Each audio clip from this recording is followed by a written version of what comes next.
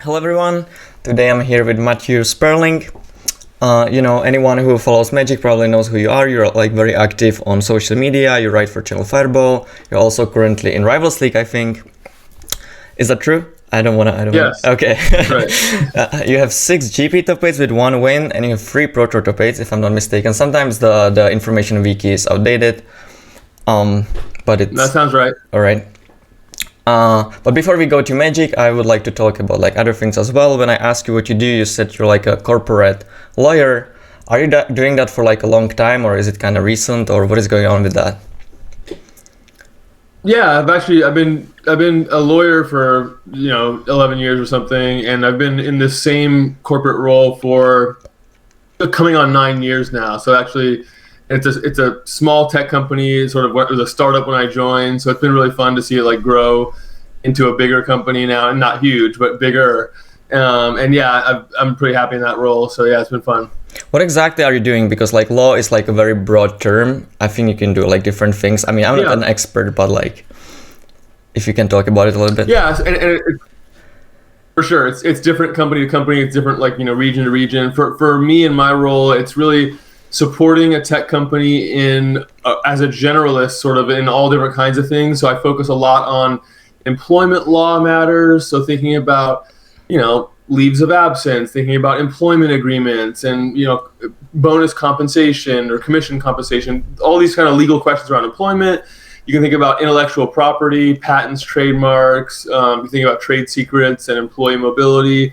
You have issues around corporate governance and just making sure that our board of directors has the right information to make the decisions it needs to make, and that it's authorizing the things that we're doing in terms of employee stock option grants. So a bunch of stuff that probably sounds kind of esoteric and boring and whatever, but it's actually a job I really like. It's sort of, you're trying to keep pace with a really fast moving tech business, and it's a type of law that actually lets you be a generalist and sort of jump around and do different things, so that it stays interesting. And there's a lot of different problems to solve, so it actually does, it like Magic presents a lot of new problems. So if you like sort of working with people on finding solutions to problems, working in certain corporate environments certainly feel like that. Mm-hmm.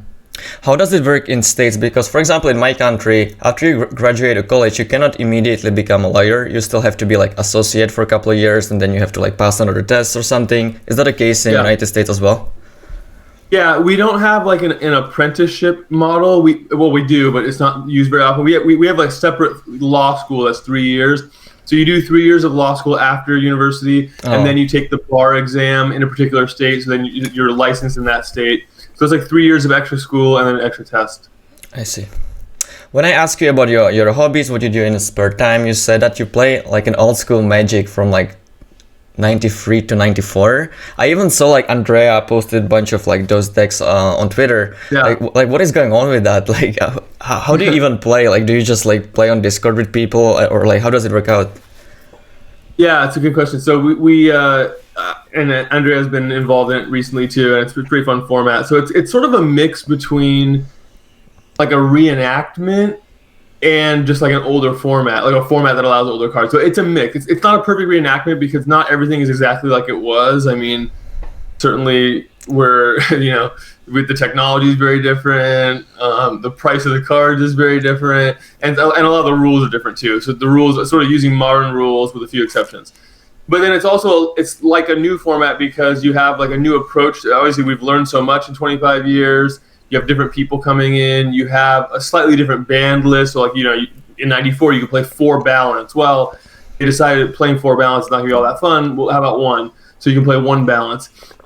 So it's sort of a mix between the recreation of an old format I used to play in '94, and then some people who never played back then are getting into it. I assume Andrea wasn't around playing in '94, but it's for them it's a chance to sort of learn about Magic's history. So it's really cool. It is sort of like a historical. It's like an archive that you can actually kind of walk through, right? You can think about like walking through the halls of a museum. Your opponent casts like a Beta Sarah Angel. You go like, wow, how must that have felt? If you saw that card in 1993, it must have felt like, wow, that's a really cool card. It's really powerful. It's hard to stop. My lightning bolt doesn't do anything.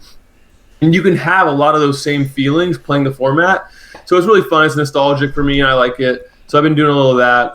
And yes, on Discord, you basically you can aim your webcam at your board and play over Discord, and it works pretty smoothly. It's not the technology actually doesn't feel super like in your face when you're playing over Discord, so it's nice.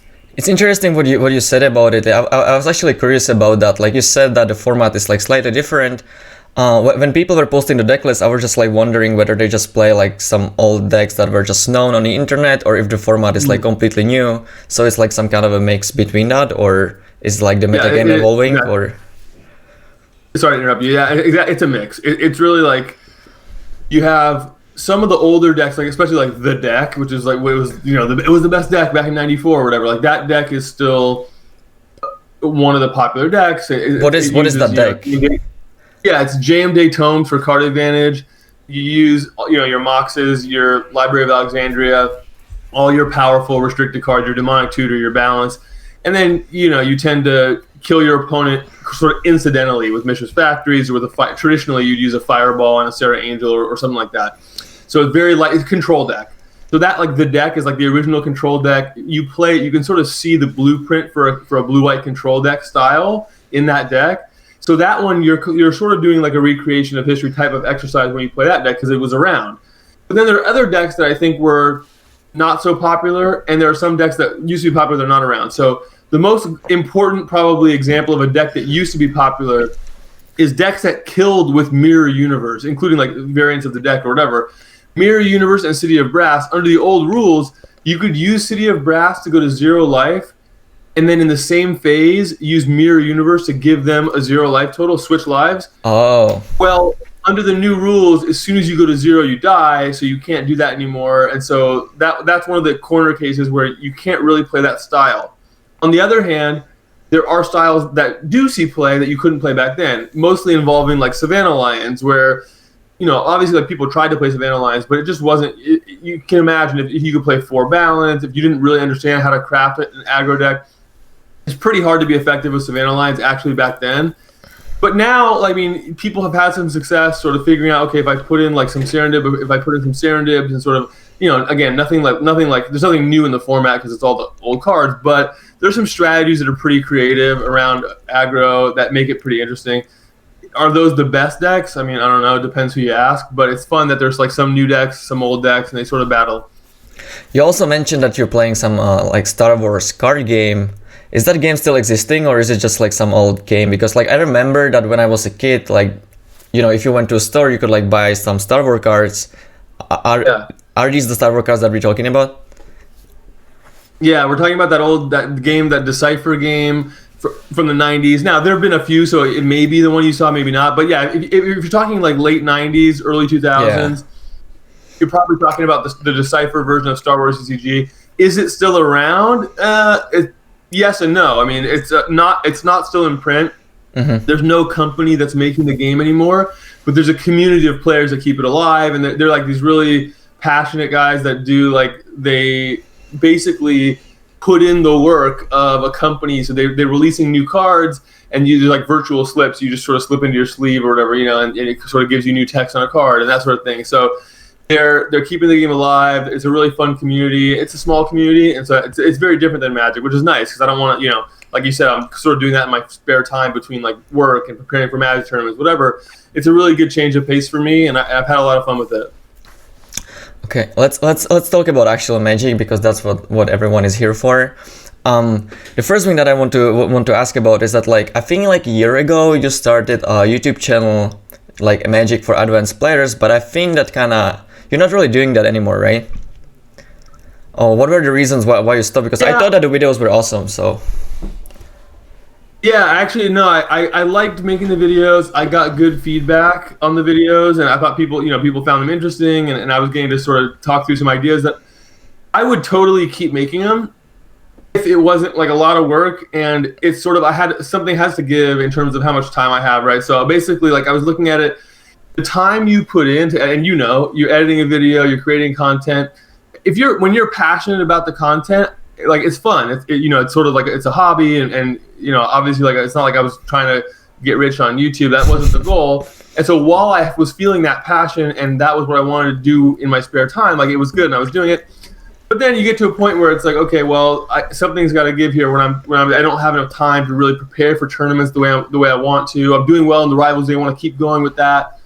And if you think about like the amount of time it takes to write some of my articles and do the videos, yeah, I've sort of stepped away from content creation just because there's only so many hours in the day, and it was taking a lot of time. And personally, like the rewards I was getting from it were real, but not quite in proportion to the amount of time I had to put in to edit a video. I'm not good at editing videos, so it takes me longer than it maybe would someone else.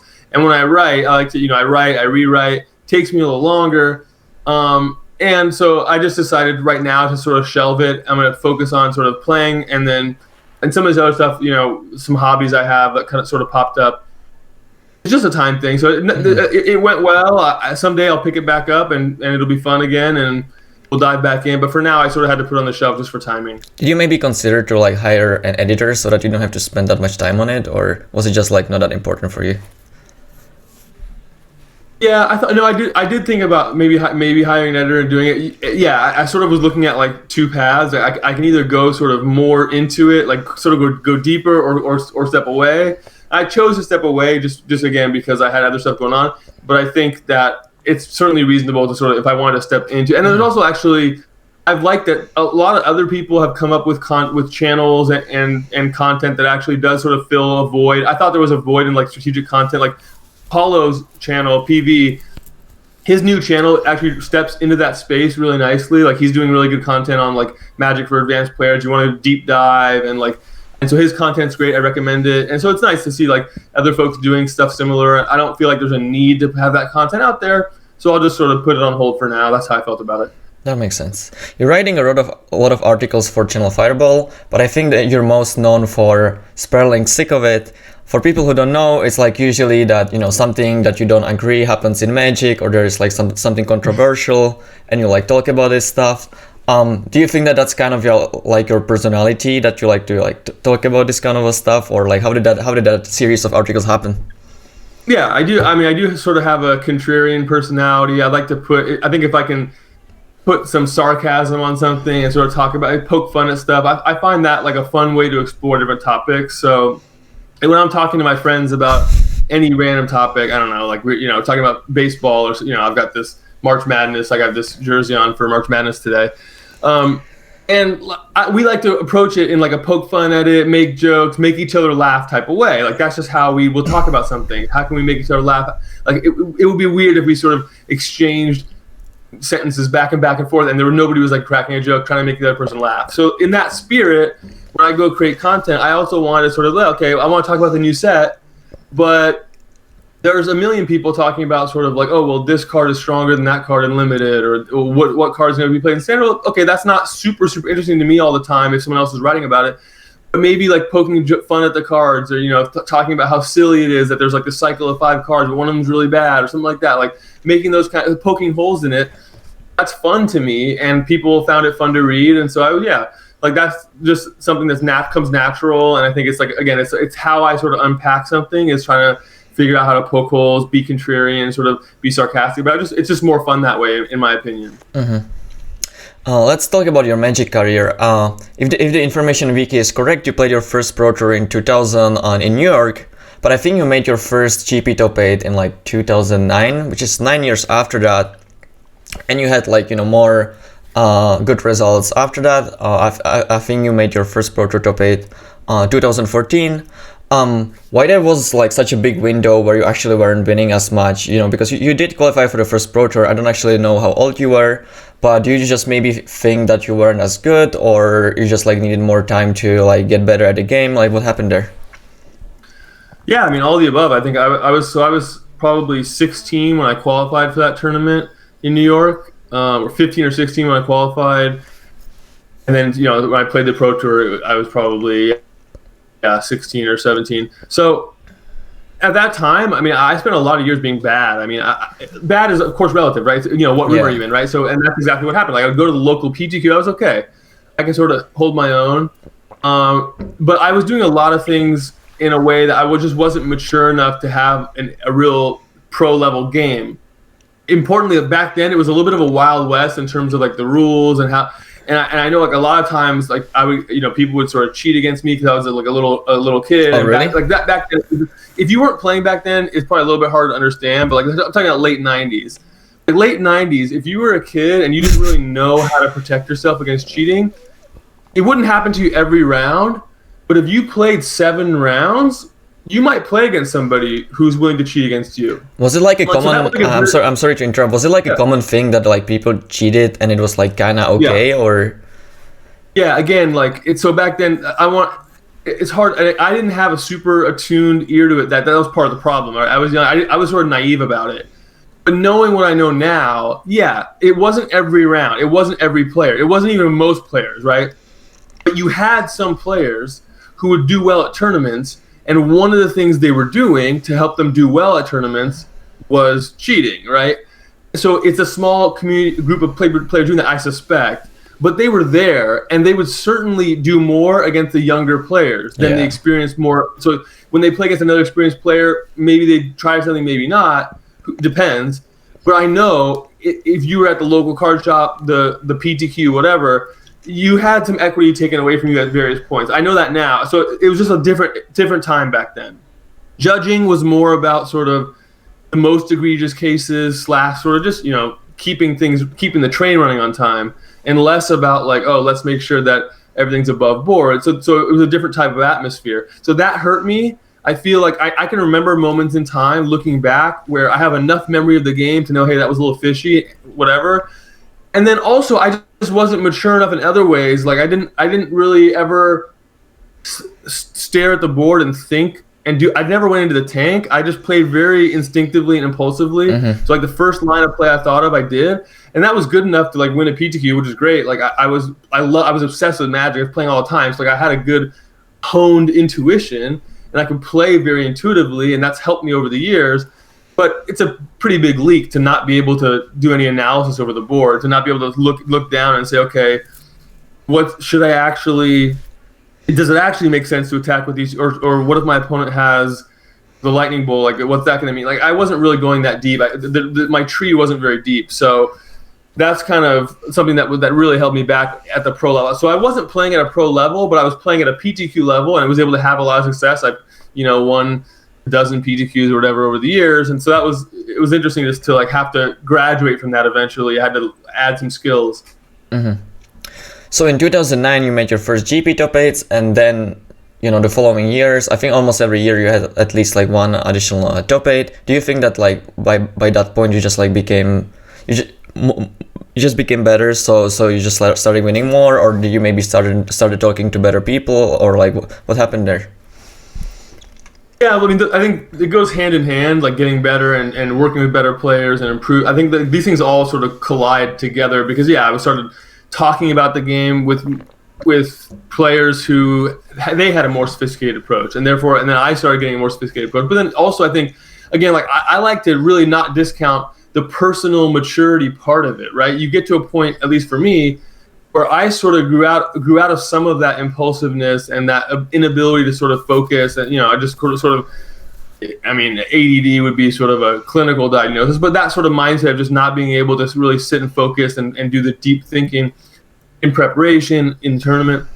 And then I sort of matured and became able to focus and do things a little bit more deliberately, and I started working with better players, and I started to sort of, you get lucky a couple of times in a tournament, and now you sort of qualify for a few more things, and things start to build. So, yeah, I definitely improved a lot as a player, and definitely working with better players was part of it. But I think also just like personal maturity, I was ready at 25 or whatever in a way that I wasn't ready at 16. Mm-hmm.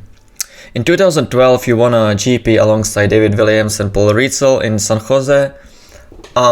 Anytime I think of you, like Paul Ritzel immediately comes to head. You're like always hanging out. I think you're really good friends. I don't really know you that well, so like I'm not sure.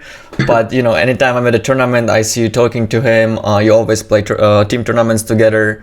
How did that relationship happen? Like, what is going on with that? Yeah, and he was the best man at my wedding. So yeah, we're like best friends basically. Yeah, and I met him through Magic, through a mutual friend, Mark Herberholtz. You may know. I think he might have been on your show. So Mark Herberholtz introduced us when we were all sort of in the LA area. I was at UCLA, again, repping the March Madness UCLA. I was at UCLA for college and then for law school, and Paul was at USC, a rival school nearby, and he was there for college and working after college. And so we were we're just geographically close, friend of a friend, and then we just really hit it off. And so then like the poker boom came, and we'd play poker together, like online poker and Magic, and we just had like similar interests and a similar sort of, again, that way of that I talked about earlier, how we sort of like poke fun at things and just have fun conversations, talk about any topic, and just sort of share ideas and have fun with it. But that was just like consistently what was happening every time we hang out. So we all have these friends. Hopefully, everybody has friends who you hang out with them and like the time flies by. It's if you could spend 5 hours with them and it feels like an hour because you're hanging out having fun. And we used to do again these like on Sundays we get together, play all the poker tournaments online and watch football and do fantasy football and everything. And so like that was really super, super fun. And so that just became like a really deep friendship. And obviously like we've stayed super close over the years. For Magic preparation, it meant like having a Hall of Famer, one of the best players ever.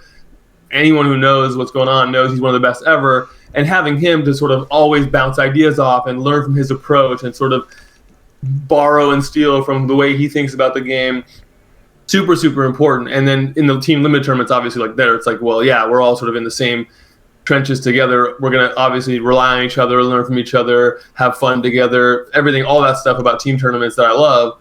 So it's been great to sort of be his friend, to work with him on stuff, and then just improving at Magic, immensely helpful. Yeah, I wanted to ask about the team tournaments because I never played a team tournament with my best friends or something like that.